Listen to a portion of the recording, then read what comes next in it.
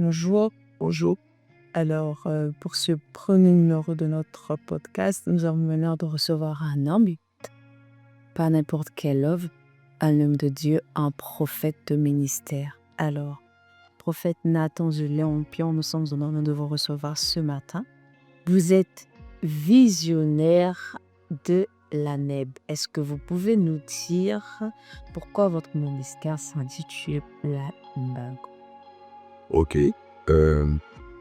Déjà, c'est pas un choix, c'est pas une décision personnelle de vouloir dénommer ce ministère la NEP. C'est une orientation divine, c'est une révélation divine.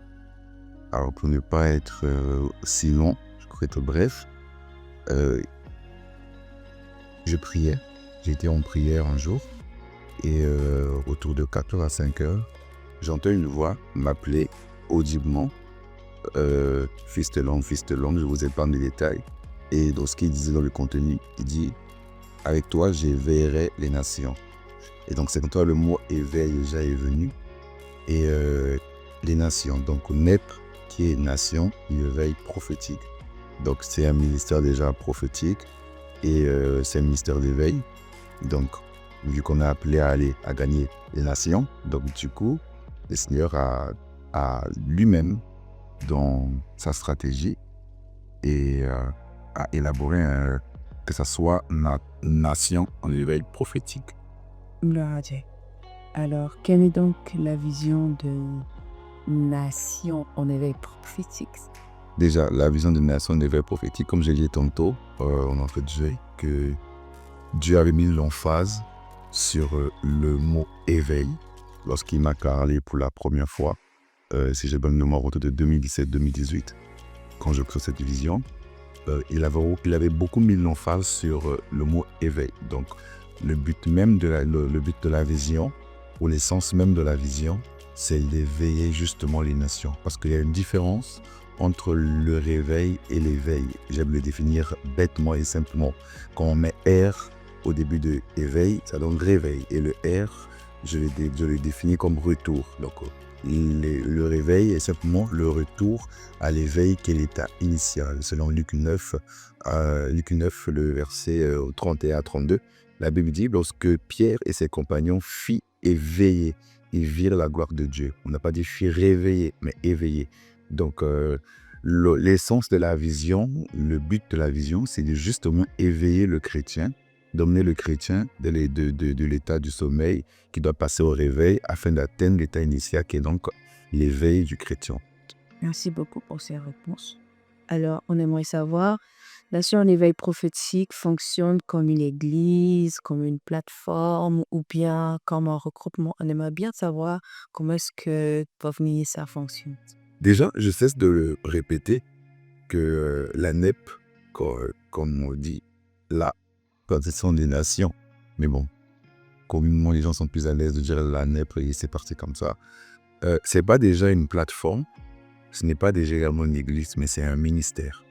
La NEP est un ministère pour justement, comme je l'ai dit, éveiller les nations, aller de ville en ville, de pays en pays, et afin d'instaurer justement ce mouvement d'éveil dans les nations où Dieu nous ouvre les portes, nous permet justement d'accéder. Donc la NEP n'est pas une église, je mets vraiment l'emphase là-dessus. Ce n'est pas une église, ce n'est pas une plateforme, mais c'est un ministère qui est ouvert à tout le monde. Et pour être un peu plus exhaustive, j'ai des fils et des filles qui sont d'autres églises, par exemple, et qui travaillent avec moi. Et je prends la peine, surtout, et même ce que je donne, si je gagne une âme dehors, ou une âme a été gagnée par un programme de la NEP, nous prenons la peine d'orienter ces âmes vers des églises, notamment l'église dont je commune, ou encore l'église qui est non loin de l'habitat de la personne. Nous orientons vers ces églises. Donc la NEP n'a vraiment pas un caractère d'église, mais plus de ministère, où nous aidons justement ces personnes-là à être en éveil et à être plus matures dans leur relation avec le Seigneur. Gloire à Dieu. Alors, si la net n'est ni église ni une plateforme, on aimerait bien savoir quelles sont les activités qui accompagnent Trouver Nice. D'accord. C'est une bonne question d'ailleurs, c'est une très bonne question. La première activité, ou je dirais les premières activités que la NEP a eu, comme j'ai commencé par des lives Facebook. Les premières activités de la NEP a été des lives. On faisait des lives selon comment ça nous inspirait. Et je pense même que c'est la raison pour laquelle que le ministère de la NEP a plus d'impact à l'extérieur que même ici à la terre-mère dont je suis les filles d'origine. Donc, les lives, on a commencé par des lives, je disais, et ces lives ont engendré des programmes sur la montagne. Donc, engendré des montagnes de prière comment je vais appeler ça, des lieux un peu plus élevés du pays. Donc, on a commencé à faire des montagnes. Et ensuite, Dieu nous inspire finalement une nuit. Une nuit qu'on appelle les nuits de Jacob. D'accord. Et pourquoi donc les nuits de Jacob? Alors, pourquoi les nuits de Jacob? Parce que Jacob a eu essentiellement 3 nuits qui ont changé sa vie. 3 nuits qui ont impacté sa vie positivement. Il y a la première nuit quand il fut son frère Ésaü.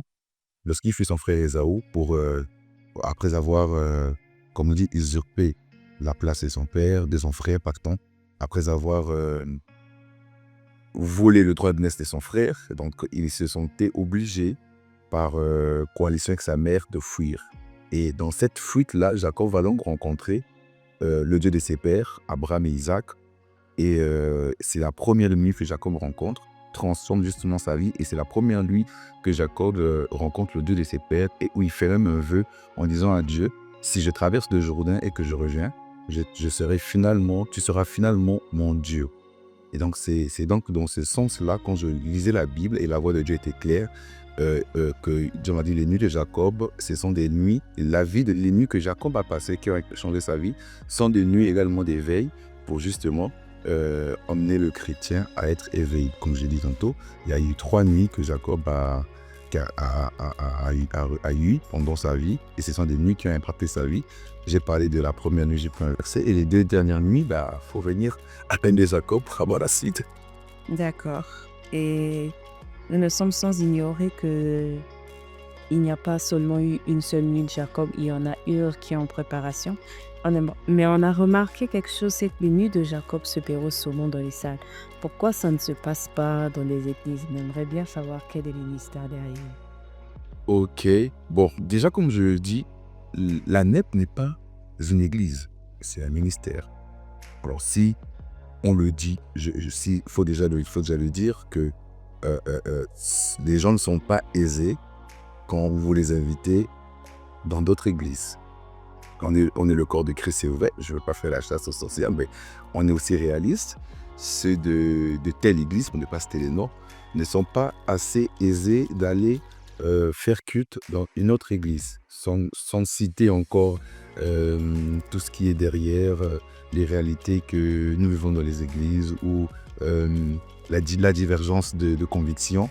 Donc, les gens ne sont pas trop aisés à fréquenter d'autres églises. Donc, dans cet élan, et on a réfléchi, étant donné qu'on dit que la NEP n'est pas une église, mais un ministère, on n'a pas trouvé cela juste de faire des cultes dans une église précise, mais de pouvoir prendre une salle qui regroupera des gens de plusieurs églises et que les gens sont aussi assez aisés de venir prier ensemble, et il n'y a pas un nom marqué en grand qui dira ouais c'est telle église.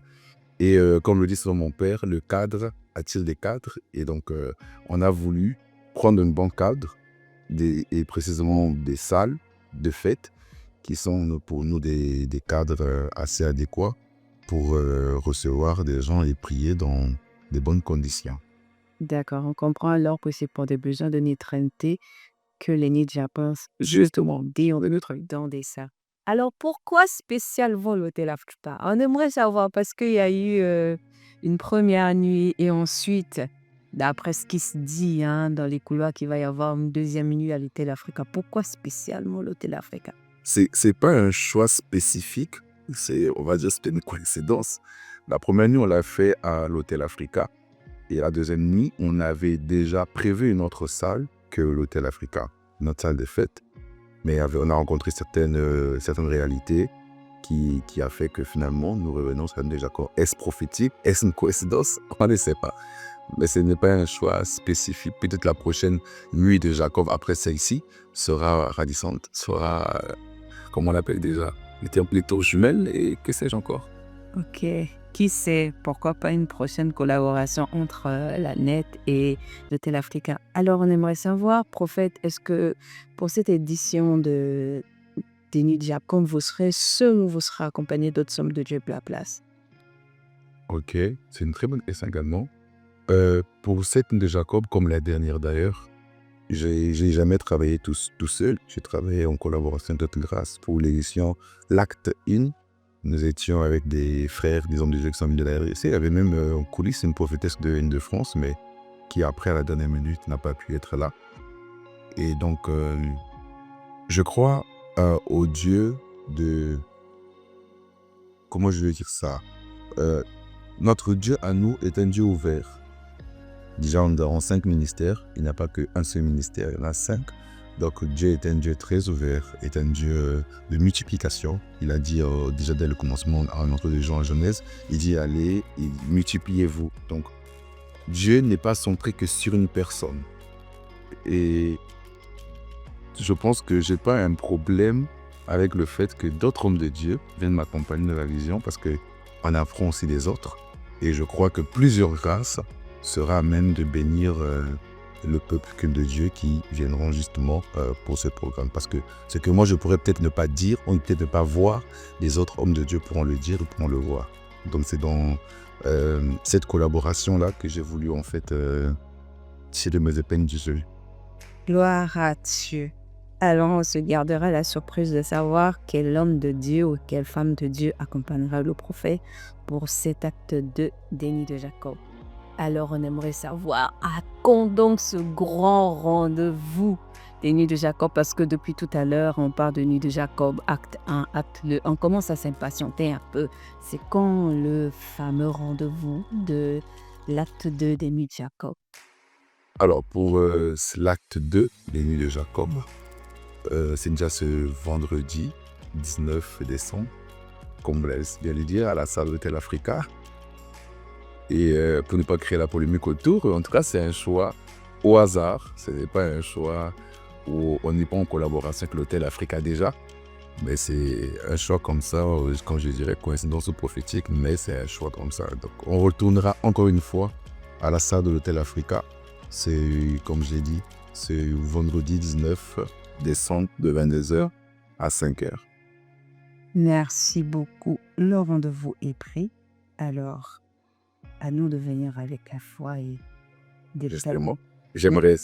j'aimerais vous inviter, si je ne peux pas vous couper la parole d'ailleurs, j'aimerais vous inviter à ne pas surtout rater cette nuit de Jacob.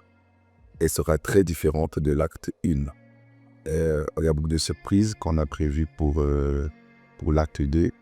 Et je pense que Dieu sera au rendez-vous et Dieu nous fera énormément du bien. Je me garde de faire tout commentaire. Venez simplement et venez expérimenter le Dieu des esprits des prophètes. Alors. Amen.